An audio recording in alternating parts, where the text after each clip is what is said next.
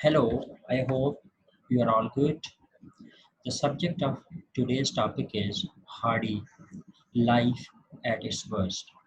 Or you can say that you are discussing the knowledge of the later Victorian period, and I spared Hardy for today's lecture. First of all, let's look at the scope of today's lecture. At the time of his death, does mean Hardy's death, Thomas Hardy was universally recognized as the grand old man of English literature, right?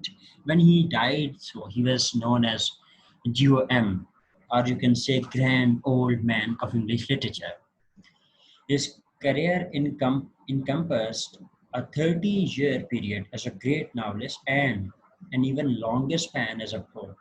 So you can say that he was both a novelist and a poet as well. He was more a poet than a novelist.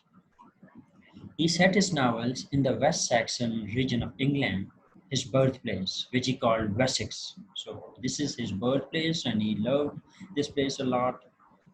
Against this backdrop, he explored the demise of prosperity brought on by the removal of trade protections favoring British farmers and the increasing urbanization of England. So does mean he explored or he worked on this prosperity and then and the demise of prosperity which was brought in the name of removal of trade protections that trade protections during that era used to protect British farmers, so that protectionism was actually removed from British farmers, so they were not given that protections anymore. And so he explored that demise of prosperity in his novels as well.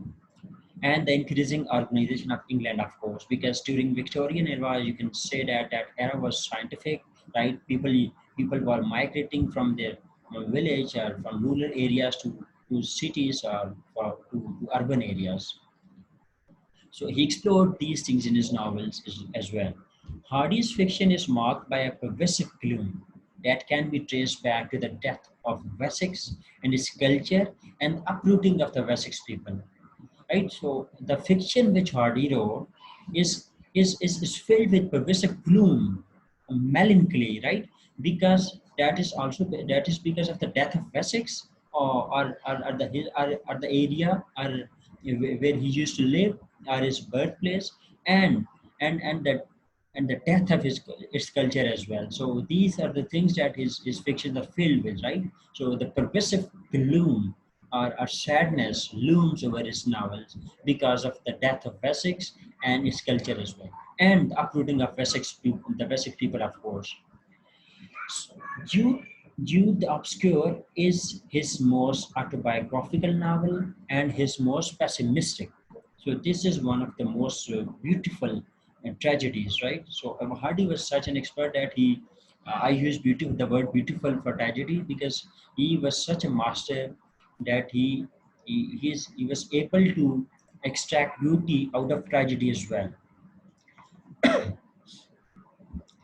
Jude dreams of a better life for himself as a scholar, but circumstances, the British class system, Jude's own weaknesses, the weakness for alcohol, and society's lack of acceptance of rethinking morality lead to the deaths of his children and of Jude himself as well.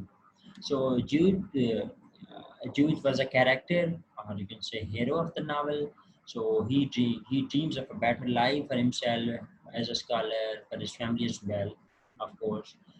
But the circumstances, the British class system, Jews' own weaknesses for alcohol, of course, and the society's lack of acceptance of free thinking morality. These are the things that lead him and his family to death and to destruction. Hardy gives us a full look at life at his worst.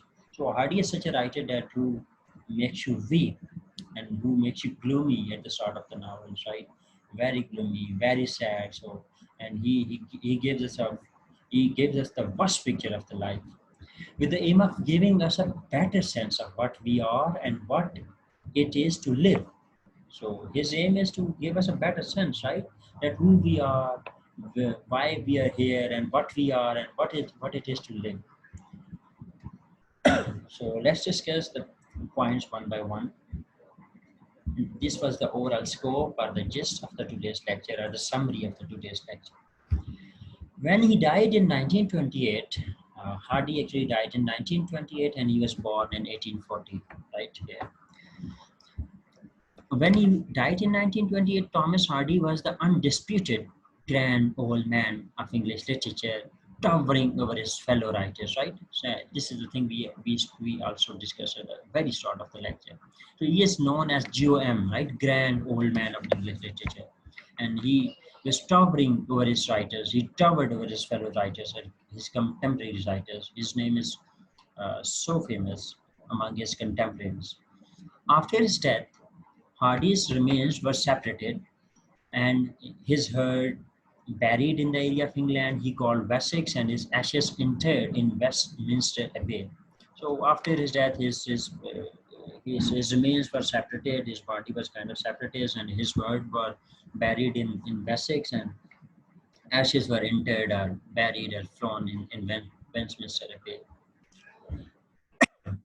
This separation symbolizes the role that Hardy occupies in English literature as a great national writer as well as original writer. So the separation of these body remains also symbolizes that his role during his life, that he also we occupies in English literature. That means as a great national writer as well as a regional writer. He was both a national writer, also a regional writer as well. Hardy was both a great novelist and a great poet, his writing career falling neatly into two chronological segments. So we can say that he was both a great novelist and a great poet, right? His writing career falling neatly into chronological segment does mean his writing shifted or transformed or moved from one genre to another genre. From the 1860s until the 1890s, he mainly wrote fiction. Uh, till 1890s, he wrote fiction. From the turn of the century until his death, he was principally a poet. Right after 1990s, he shifted his attention towards poetry. Hardy's poetry properly belongs in the modern period, while his novels are quintessentially after 20th century. Right, his poetry is modern, whereas his novels quintessentially, not wholly solely, but quintessentially of the 19th century. Does mean the representative of the 19th century or the Victorian era. The now I didn't use the words that his novels are wholly or completely are Victorian, right? They do not belong to the Victorian age completely, but rather they are quintessentially of the 20th century. The novels are not Victorian in the conventional sense of that term. However, from the first novel onwards, Hardy's fiction offended Mrs. Grundy, the mythical embodiment of Victorian morality. That means she was a lady, was offended by his fiction, right? Because they were not conventionally Victorian. They do not completely follow the Victorian rules. Mrs. Grundy was a lady who wanted to preserve or save Victorian principles, Victorian conventions, etc. That's why his novels offended Mrs. Grundy.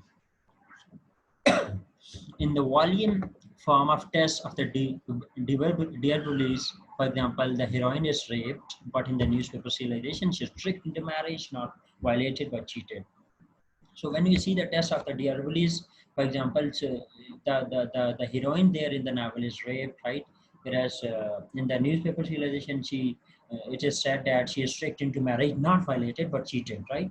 So these are things which Hardy highlights in his novels.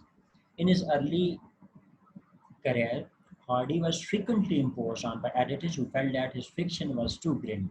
The editor who first serialized the return of the native, for instance, insisted that the novel is based onto the narrative, which called out for a tragic conclusion or a conventional happy ending. Hardy actually in his earlier career, of course, he had to get help from editors because they are the ones who used to edit his work and also publish his works later on. Also used to send his work for publication. So we had to get some help from them. He had to he had to satisfy them in some way. So those editors wanted to uh, those editors in a way forced him to use the conclusions in the tragic conclusions, to use the conventional happy ending in his novel. So Hardy was not such a writer. He actually uh, he actually used tragic conclusions for his tragedies, but those editors wanted him to use the conventional happy ending. Uh, those were there pervasive in that time. By the end of his fiction writing career, Hardy felt that he could no longer conform, and with his last great novel, Jude the Obscure, he took his farewell from fiction. So, of course, when Hardy got mature, when he got when he entered into the middle age or the mature age, from and he also felt that he should no longer conform to the wishes or the agendas of the editors, right? So here he also took farewell from his fiction and wrote a great novel, one of the greatest in English literature, named entitled or entitled Jude the Obscure. Hardy's own life and career are obliquely depicted in Jude the Obscure. So here Hardy uh, he tried to convey or try to translate his own life through this novel and through the character Jude. Hardy was born in a village called Little Rockhampton in the county of Dorset, the heart of what he could later call Wessex. Later in life, he recorded that the midwife who delivered him initially thought him to be stillborn, and he rather liked the idea that he was somehow between the conditions of birth and death. So Hardy, in a way, was born in a village called Rockhampton in the county of Dorset, right? Later, he called it Wessex. And when Hardy was born, his midwife told him later on that he was a stillborn child, right? So Hardy didn't dislike this idea. He still liked this idea because he thought that being a stillborn child, he was somewhere between birth and death. So he liked this idea. At the time of Hardy's birth, the West Saxon region, known as the breadbasket of England, was quite prosperous. So during that time, Hardy's region was very prosperous one. On the basis of that prosperity, a distinct regional culture had been constructed over the generations, but that would change with a momentous political reform. Although when he was born there, his region was very prosperous, but with the time and with new laws, with new political reform, that area actually, the prosperity in that area plummeted, it diminished, it reduced. In 1846, Robert Peel's conservative government, a government imbued. In 1846, it does mean when Hardy was only 6 years old, right? Robert Peel's conservative government, a government imbued with principle of free trade, reformed the Count Laws, removing protection for British cereal farmers. The granaries of national North America were free to export to Britain at competitive prices. So, Robert Peel's conservative government, what did the government do there? That government was imbued with principle of free trade. The government wanted free trade. The government reformed the corn laws. They removed protection for British trade. They removed that protectionism for British cereal farmers. So, when the farmers were no longer protected, right? They were no longer kind of given preference, or they got sad as well. So the there is a change occurred in those times, right? A kind of negative change for the farmers, for the British farmers, because the granaries of North America were free to export to Britain at competitive prices. Because the granaries are the wheat, or you can say the the you can say the things which help human beings in living, right? The weeds kind of thing, crops, right? They were the crops, especially at the weeds, those belong to North America. They were now allowed to come to Britain, to England, to Britain, and they were allowed to sell those their granaries at very competitive prices. So the farmers of England or Britain, they got sad, right? So that's why that area, the prosperity in that area plummeted or reduced when Hardy was only 6 years old. free trade had contributed heavily to the growth of Great Britain as a whole, right? This free trade, of course, although this free trade contributed or facilitated Britain economy or Britain as a whole, but the influx of cheap food and raw materials meant inevitable decline for Wessex. But when the government, conservative government of Robert Peel's conservative government, when it allowed the granaries of North America to come to Britain, so it actually badly affected the the the the the crop there, or the granary, or you can say the cereal farmers there in Wessex, right? As a whole, Britain got some advantage, but the influx of that cheap food and raw material meant inevitable decline for Wessex. So Wessex actually got declined there. Hardy would grow up in a region that was still vital with all community values but doomed. So Hardy grew up in that area, which was still prosperous, right? But actually a kind of doom, a kind of decline started when he started growing up in that area. It was like himself between birth and death. So it can also be associated with his birth, which is stillborn birth, right? So you can say that it is also associated between birth and death, because in this area was prosperous one, so it was dooming, right? It was declining, right? So it can also be associated with birth and death thing. Marty commemorated the high point of Essex before its collapse in the Mayor of Casterbridge, which is set around 1846. So Artie narrates this story in his work, that is the Mayor of Casterbridge, which was set around in 1846. A number of elements contribute to Hardy's pervasive gloom. Why did Hardy follow or adopt this pervasive gloom? There were so many reasons. First of all, the Darwinist contradiction of the faith. Hardy was a staunch convert to Darwinist. So Hardy actually believed in Darwin's theory, the origin of species, which was presented there in somewhere around 1856 or 59, 59, I think. So Hardy believed in that story. So many people today, actually, the whole kind of biology stands in that theory. Without Darwin, there is no biology. You cannot even the whole biology actually stands on Darwin theory. That was a very famous theory at the time. So Hardy also believed in that theory. So it kind of created gloom in his personality, right? So that can also be seen in the Hardy's works. The failure of his the first is this one, that is he was trying to convert to Darwinism.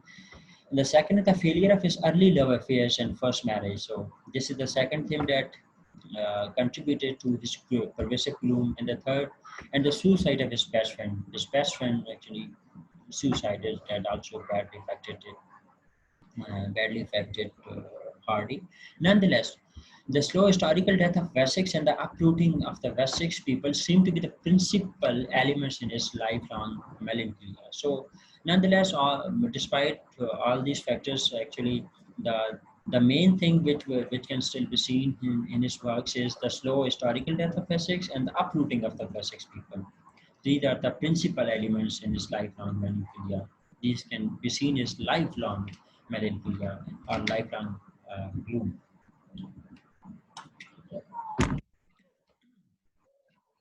Hardy believed that at their most fulfilled, human beings exist in the intelligent relationship with nature. Increasingly, however, the heroine and heroes of his fiction, such as Tess and Jude, are forced to migrate to towns. So Hardy believed in this thing, that his intelligent relationship with nature.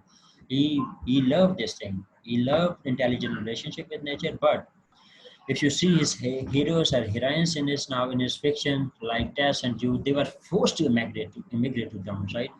And according to Hardy, urbanization was one of the great engines of Victorian progress. You can see that Victorian era is full of urbanization, but inevitably the migration to cities entailed a terrible loss of deep identity and link to one's ancestry. So this is also uh, this is also a thought that if you migrate to cities or migrate to towns, so you kind of lose your deep identity, your affiliation, or your link to your ancestry that is there in villages and in rural areas. Hardy received a good education in Dorchester but left school at age 15. There would be throughout his life a clearly self-educated, times almost comically aspiring aspect to Hardy's intellectual character. He loved, for example, high from dictionary. So although he was well educated but left school at 15, right? And then he also overall he wanted to be you can say at times he wanted or he aspired he want you can say that at times he wanted to use intellectual character. So the character, he also wanted to use high from diction, high from long words in his writing, good vocabulary, of course. So young Hardy was apprenticed to a local architect and architecture. Particularly church architecture would be a passion throughout his life. Although he was a Darwinist, he loved the structures, liturgy, and the music of religious religion. Here, that this point tells us that Hardy, although was convert to Darwinism, still he loved the inner structure of the churches, right? That is liturgy and the music of religious devotion. He also loved these things. And his first successful novel, Under the Greenwood, concerned the replacement of old church orchestras for the new mechanical harmonium. So in this novel, he actually concerned the replacement of old church. Here he focuses on the replacement of old church orchestras by the new mechanical harmonium. He liked that idea. That is the new mechanical harmonium. In 1898, Hardy wrote a moving poem, The Impercipient, on his love of the church and the church structure and his tragic inability to believe in the religion and the church promulgated. So here in this poem in 1898, he wrote his love for, he expressed his love for church and the church structure, etc. In 1862, Hardy went to London to make his fortune as an architect, but toward the end of the decade, he turned to writing, right? So he wanted to uh, follow this profession, right? He wanted to make fortune in this field, but he turned to writing. After some setbacks, he hit the mark of popular taste in 1872 with the first of his classics novel, Under the Greenwood Tree. So here he hit the mark after some setbacks earlier in his life. He hit the mark of popular taste in 1872 with his first work for Wessex novels. You can say Under the Greenwood Tree. So this is a kind of a start a start novels which gave him fame or popularity in that time. There followed enough Wessex fiction from Hardy to comprise a massive saga, with each novel representing a small area of huge canvas. So there you can say that he, so many other fiction works actually followed after this novel. The last of these novels, Jude the Obscure, is the most autobiographical of Hardy's works and the most pessimistic. So this very important novel in Hardy's works. That is, this novel is the most autobiographical of Hardy's works. So it shows Hardy's personality as well as Hardy's own character can be seen in this novel, and this is also very pessimistic, the most pessimistic of all the novels. Of all the great novels produced in the 19th century in Britain, Jude the Obscure most clearly ranks as the tragedy of Shakespearean greatness. So you can say that this Jude the Obscure can be ranked or can be put in parallel with the Shakespearean tragedy. So it has the characteristic, it has the quality of Shakespearean tragedy. Jude Foley is born. Here is the story of short story of the novel. Jude Foley is born and brought up by an aunt in the small downtown Wessex village of Mary Green. Dark mysteries, incest, suicide, alcoholism are hinted at in his background. The Follies, his aunt grimly informs him, are not made for wedlock. So Jude Foley is a character who was born and brought up by an aunt in the small rundown Wessex village of Mary Green. So dark mystery, dark. So and this character is actually covered with the dark mystery like incest, suicide, and alcoholism. So these characteristics, these mysteries can be found in the background of the novel of the character. The follies his aunt grimly informs him are not made for wedlock. So his aunt tells him that informs him that the follies are not made for wedlock, right? So this thing he had this thing from the very start. He had this thing in his mind from the very start. Young Jude has been inspired by the school teacher, Mr. Philistine, to become a scholar. So the young youth actually was inspired by his teacher Philistine uh, to become a scholar, right? Like Hardy, he also wanted to be a scholar, and he also tried to become a scholar initially. He went to schools and he was hopeful like Hardy, and he leaves schools at around 14, like Hardy, and he works as stonemason, a very respectable and skilled craft. Still, Jude wants more out of life than working class respectability. By night, he studies by the light of his candle, etc. So this is all. This story follows the Jewish story, right? And this story can be related to Hardy's own story as well. So you can study this story from here, and you can ask any question if there is any question, right? This is the story here. This is the story of the novel that is Jude Obscure. So if you have any question regarding this story or regarding Hardy as a novelist, you can contact me on WhatsApp or Google Classroom. Thank you very much for watching.